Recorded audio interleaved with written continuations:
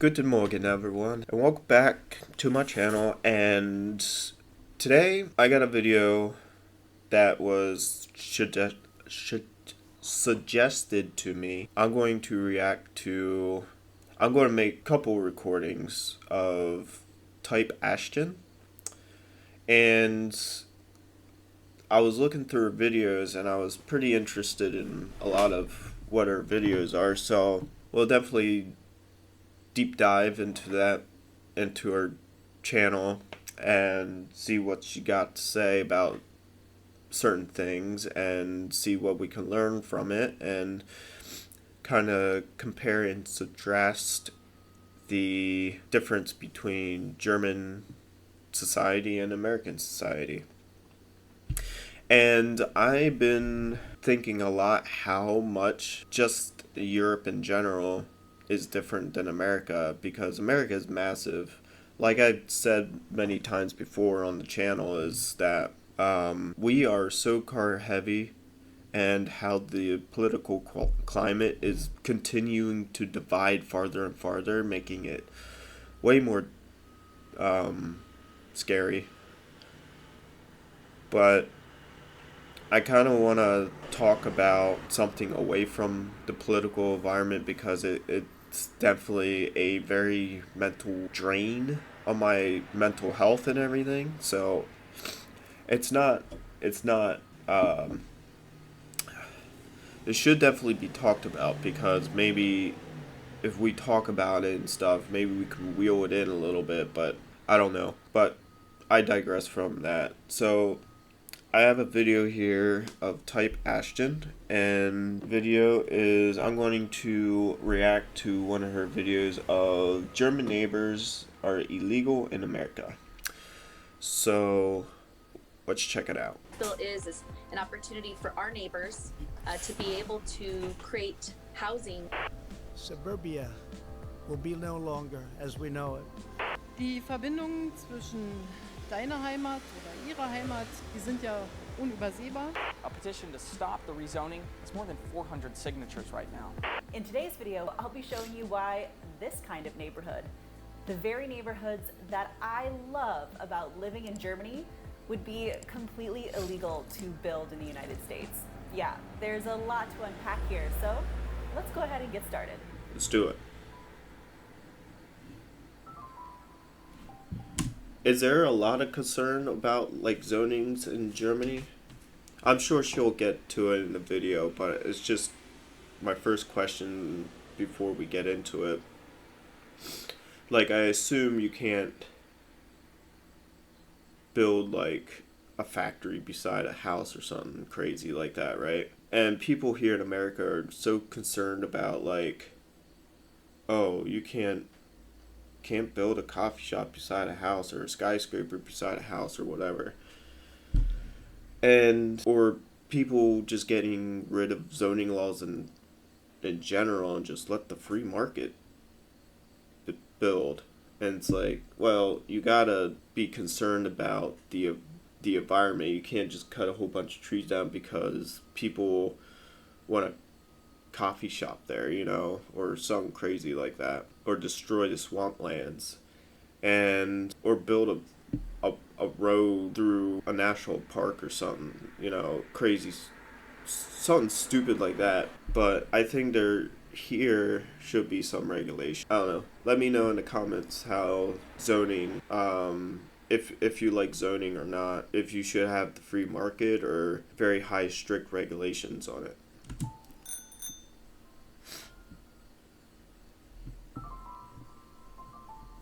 So why even compare the United States and Germany?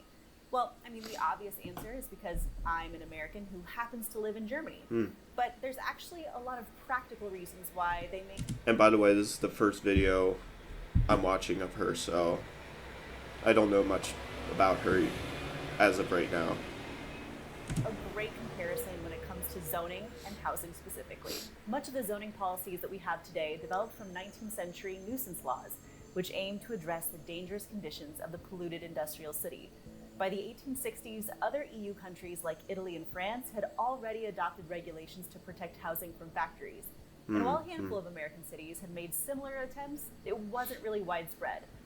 But in the 1870s and 80s, it was German reformers who invented the idea of zoning an entire city into separate residential and industrial districts. In 1891, Frankfurt became one of the first large cities in the world to have a citywide zoning plan with use-based districts. And it was this German system that actually inspired US zoning practices. And today, the planning systems in both Germany and the United States share a lot of fundamental features. Like I mentioned in last week's video, both countries are federations with national, state, and local levels of government. In both, the federal level plays a limited role in planning by providing the key framework documents, while most land use planning occurs locally. Yeah, let's check this out. So, you got the 50 states, counties, townships, cities, and villages. You don't really see much villages, at least not around where I live. But definitely townships, maybe like boroughs could replace the village. Cities, yes. And on the German side, see area states, city states. I guess city states would be like Berlin, Hamburg. Oh no, maybe not. Yeah, maybe Hamburg and Bremen. So I guess the little tiny states on the map, when I see a map of Germany, it'd be Bremen and then Berlin. Urban districts.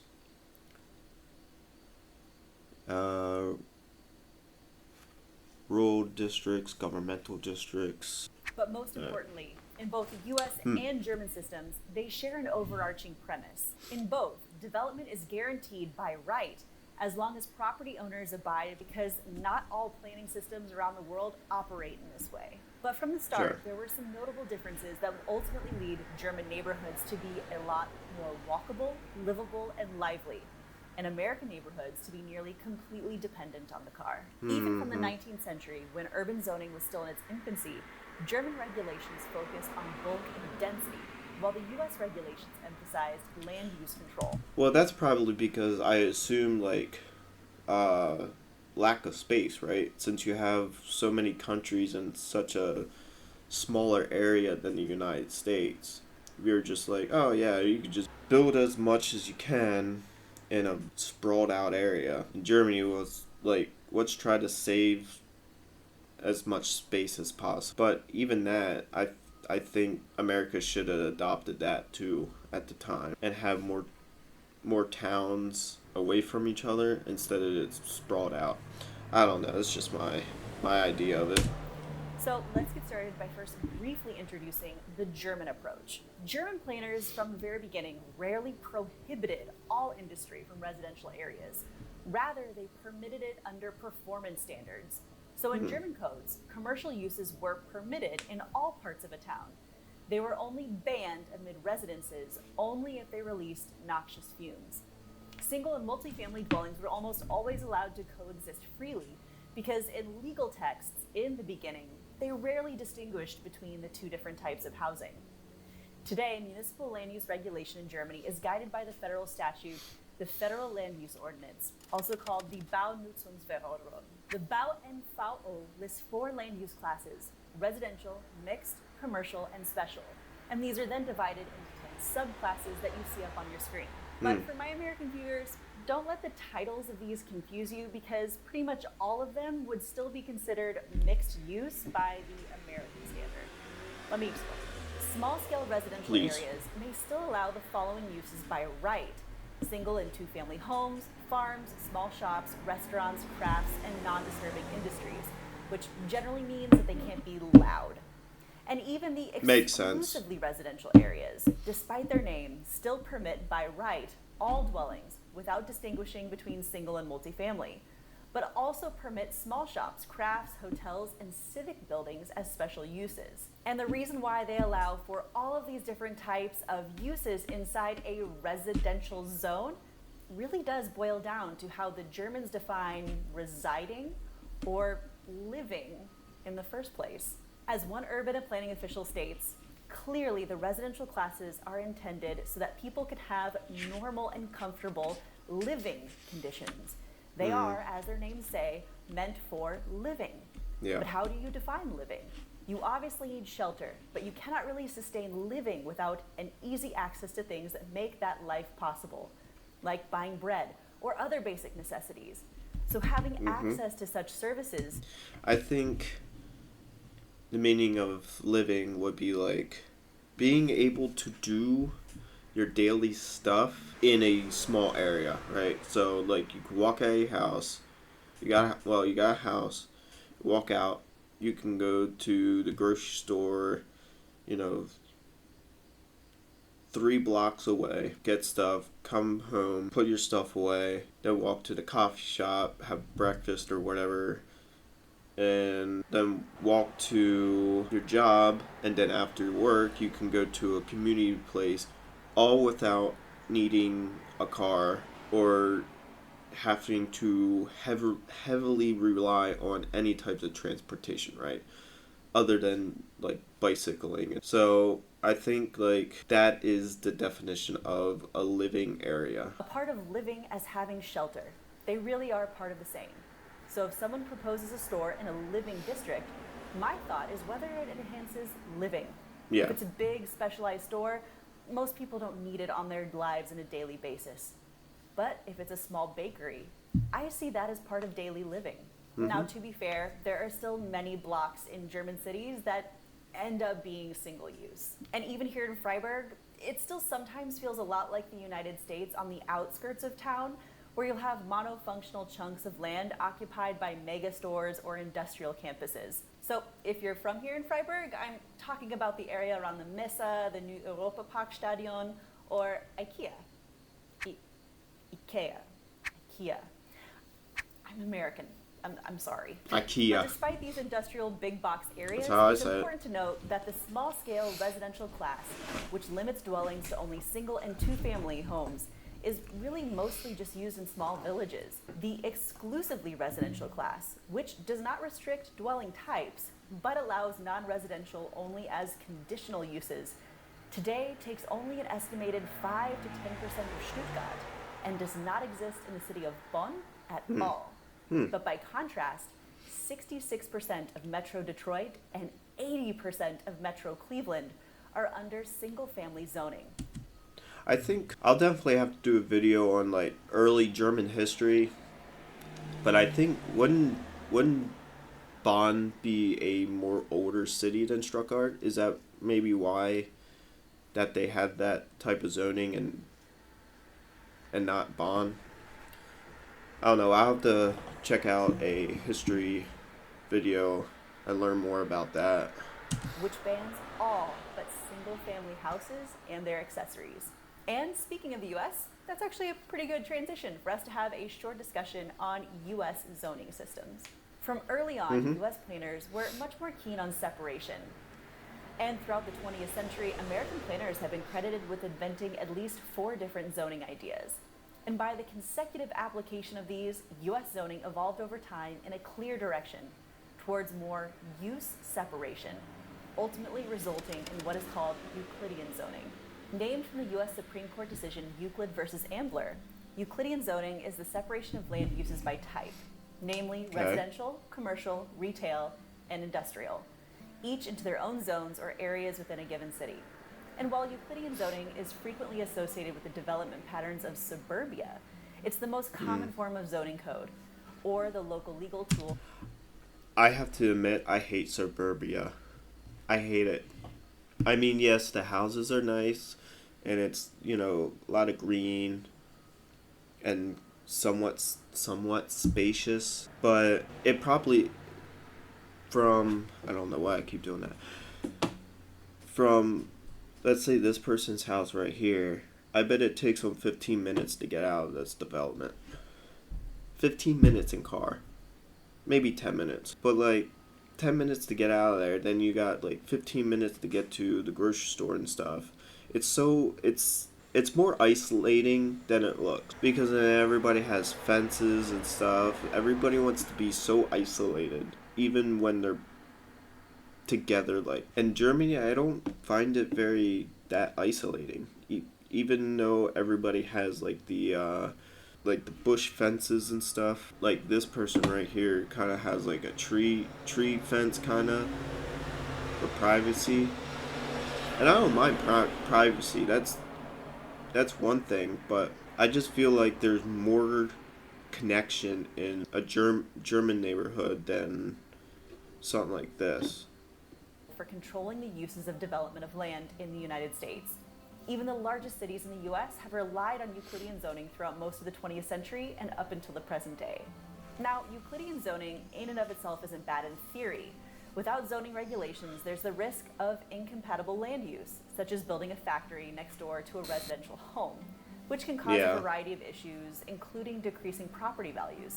Except America kind of went overboard with how strictly it applied this separation of land uses, often permitting only one type of use in each zone and excluding any potential variation of it. So most residential zones in cities not only exclude industrial and retail uses from residential neighborhoods, most residential zones also exclude variation among residences. For example, houses are typically acceptable, but often you'll find that apartment buildings are not. As you can imagine, Euclidean zoning strategies spread with the rise of the sprawling suburban communities, and it dramatically changed the urban landscape. It not only forced local businesses out of residential neighborhoods, but people became more and more dependent on automobiles for commutes and daily needs. Yep. Now, I don't want to be too abstract here, so I think maybe it's time that I gave maybe a real world example of how the German zoning system and the American zoning system actually plays out in real life. If a developer proposes a new single-family development occupying several vacant city blocks located in a predominantly residential part of town, there would certainly be no legal reason to prohibit it in either country. In both the US and Germany, the residential group would normally be zoned under some residential label, most likely single-family residential or R1 in the US, and general residential in Germany. However, if a property owner proposes a small new store amid those residences, under US zoning, this could occur only if the future store's lot were rezoned as commercial. Such rezoning, however, in most cases is extremely unlikely. By contrast, in Germany, the store's construction would not require rezoning or other legal reclassification. See, I think that's different in the cities because I think some of these buildings were already here before these zoning laws were in place. But usually, I think there's probably a loophole making having residential buildings and a business, because sometimes the residential building is on top of the their business, whatever, if it's food or whatever. And I think that's kind of like a loophole to get bypass the residential and business kind of like zoning stuff. But I don't know if it can technically do that in the middle of suburbia, right? Maybe, I don't know. I think that's a lot more common in Germany, right?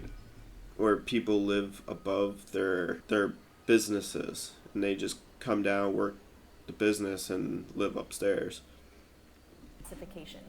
Rather, the store would already be on the list of permitted uses, and planners would be unlikely to ban it if it would serve only the local residences. In other words, the underlying presumption in the United States is that a store doesn't fit among houses unless you can prove it otherwise. Whereas in Germany, the underlying presumption is that the store belongs there unless you can prove it otherwise. And the same goes for multifamily housing and mixed-use buildings. So the image that you saw in the thumbnail for this video, which shows an image of a German neighborhood that's livable, walkable, and has a mixture of both residences and shops, well, it would be mostly illegal to build that in most new suburban areas of the United States. However, I do want to play devil's advocate here for just a little bit, because for all the grief that I've been giving Euclidean zoning up to this point, I can also understand why it is incredibly difficult for American towns to change or shift away from this style of zoning once they've already adopted it. When you design a part of the city for residential, single-family homes, you're making decisions about much more than just land use. You size the infrastructure, such as roads, utilities, and waste management facilities around the anticipated population. And city budgets across the US struggle just to meet existing needs. Very rarely will you see a city take the extra mile to future-proof a city for infill growth. So one of the biggest talking points that you'll hear at a town hall meeting from your neighborhood Karen, who's opposing the construction of a new apartment building next to her golf course McMansion, has to do with the increase in traffic that this new development would cause. And although I, like many, would probably argue that this one... I know it was probably about 20 years ago that there's a giant farm that the township wanted to build a Walmart, and it had such much backlash to it because, first off, the field, if you looked at the field, it's pretty big, but I don't think it's big enough for a Walmart. And secondly, the only access road that allowed to go into that field would cause way too much traffic problems because the road itself isn't that big. And they started to dig, like they were starting to make the road into the field, and then they stopped because just enough people signed a petition to block that development. And I'm kind of glad they didn't put a Walmart there because it would be chaos. And now people are moving up from Maryland now, and they're building a whole bunch of houses now, and every field is becoming residential. So the field I just talked about that they wanted to build Walmart on is probably going to be cookie cutter homes now. It is ridiculous. Like, there's a field behind my house, and right now they're digging and developing that field, and it's going to be condos. It's crazy. There used to be so many fields around here. There isn't anymore. Form of NIMBYism, or not in my backyard opposition. Well, there's a whole lot more. Not in my backyard is what they did for the Walmart thing. Going on there than simple opposition to traffic. She's also not necessarily wrong. In fact, during my PhD dissertation, one of the most commonly talked about barriers to low-income housing development was the cost and time of all the traffic studies requested from municipalities interested in understanding how their existing infrastructure was going to cope with the increased population in an area that was not originally built for it. But again, that's not the only argument that actually supports Euclidean zoning and is kind of a proponent of single-use exclusionary zoning policies. Because the truth of the matter is, depending on who you talk to in the United States, well, from their perspective, there's an all-out war going on against suburbia. And yeah, for this next bit, I'm going to wade carefully into a little bit of political discourse.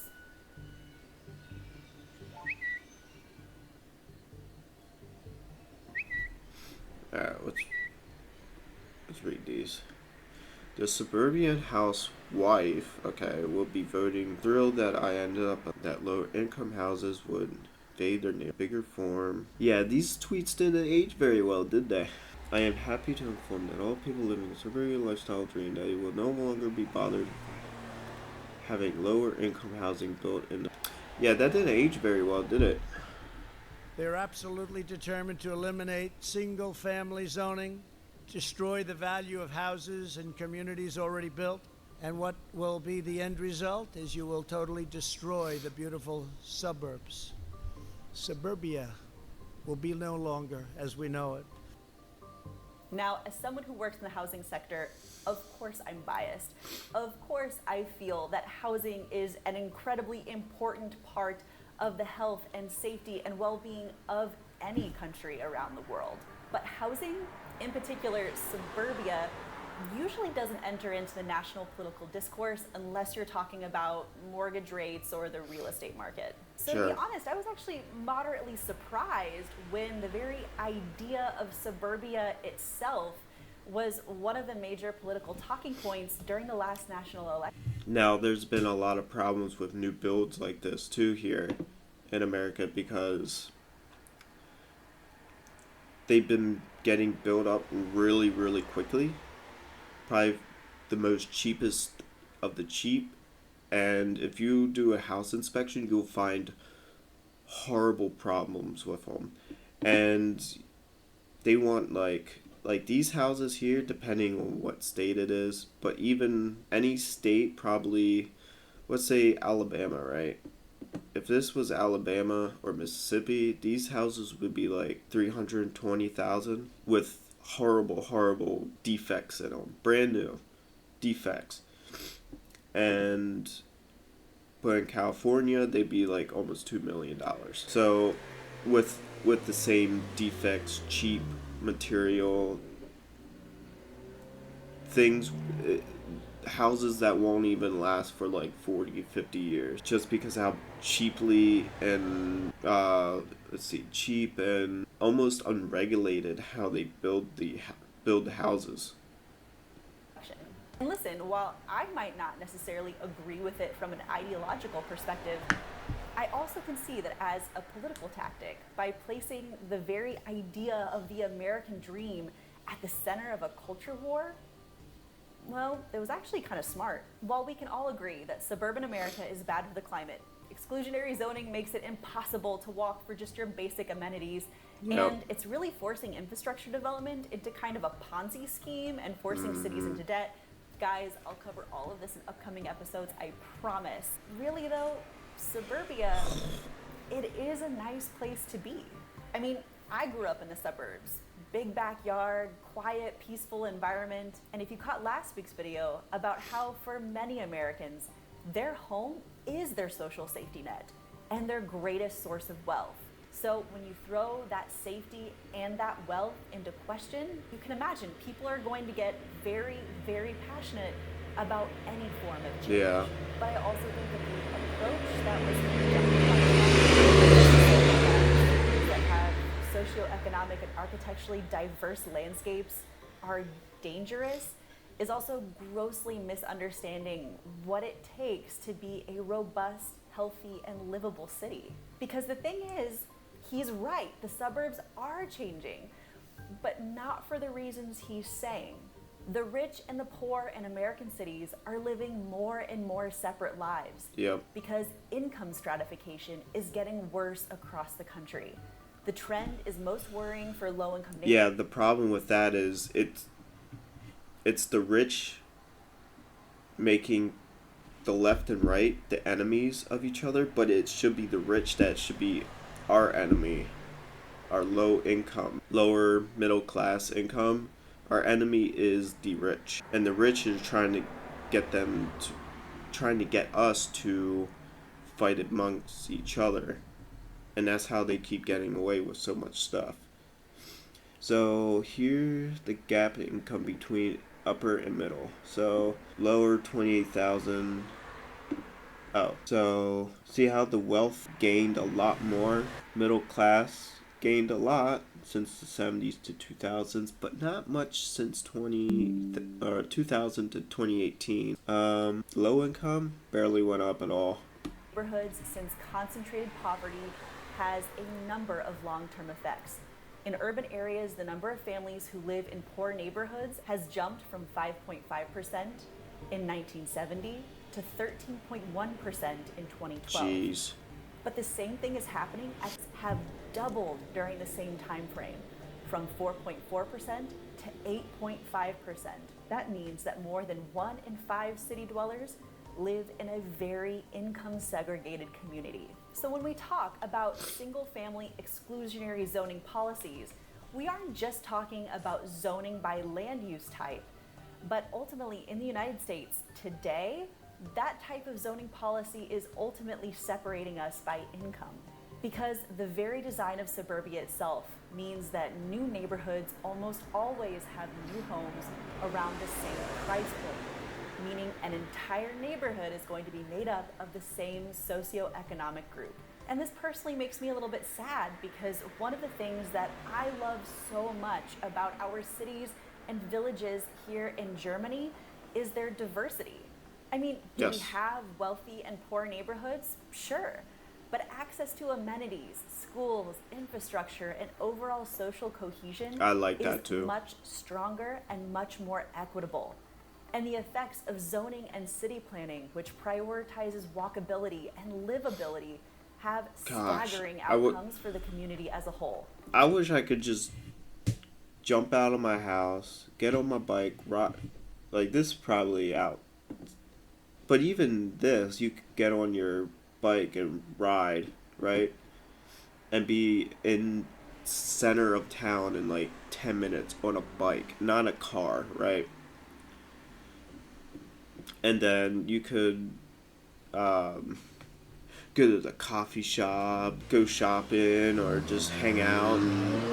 There's more community there, and that's what when I was in Germany, that's what I noticed the most.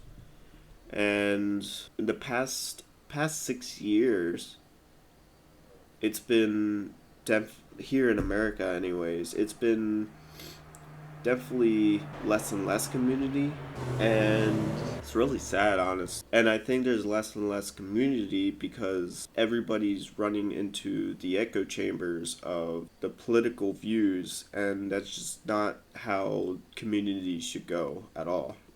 And let me give you an example. In our small neighborhood, which just finished construction, we have single family homes, townhomes, duplexes, and apartments.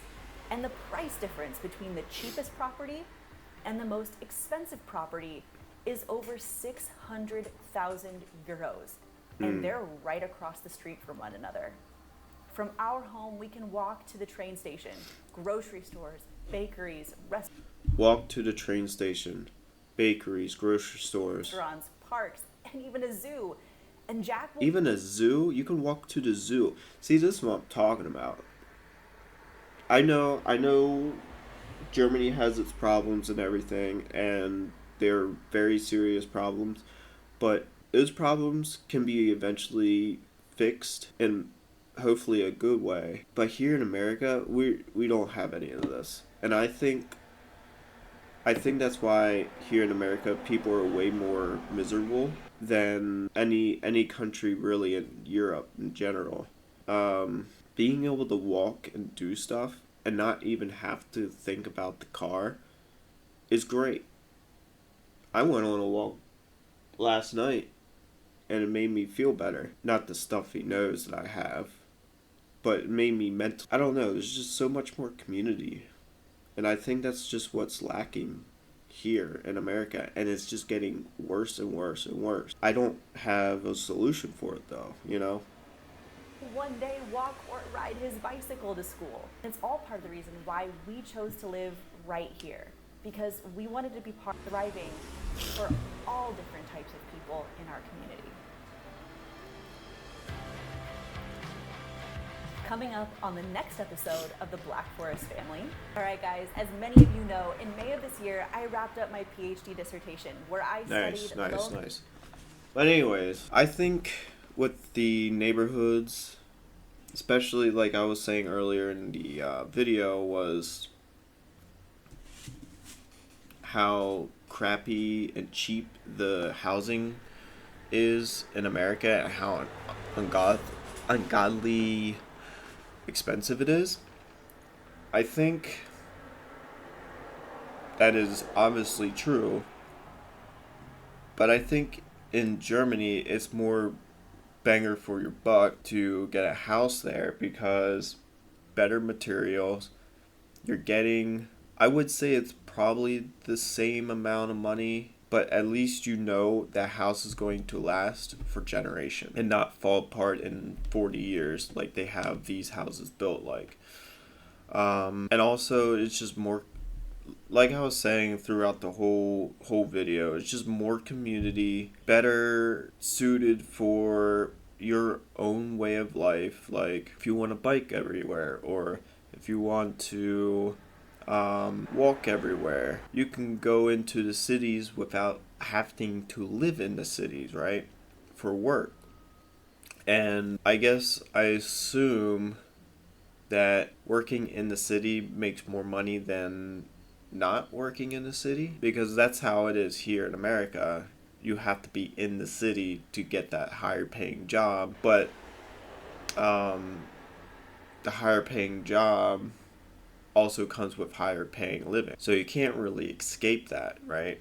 But Germany, you can be in the outskirts where forests and the fields and stuff are, and go into the city every day, even if it takes like 30-minute, bike ride or something. And you're staying healthy, because you're exercising every day. We don't do that here because, we got to drive everywhere, and that's not very good. And I think just being outside, riding your bike every day to go to work or whatever, it's just better. And that's what we humans are for, right? That's what we live for. But anyways, that's all I got for today. I'll have her videos down below. Thank you for the video suggestions. I'm going to do more of her videos. I just gotta find time to do them, obviously, but I feel a little behind recording these videos, but I'm doing my best. I got a lot of work done here, so I might have a little more time. But I want to thank you for all the people that have subscribed so far and have liked and shared my videos. And I'm slowly but surely learning how to make my videos better, and see what kind of investments that I need to do to make my videos better, so I can make it more enjoyable for more viewers and everything, and to be able to grow this community and have just to be more connected to the world in a very positive way. So thank you, and I will see you in the next one.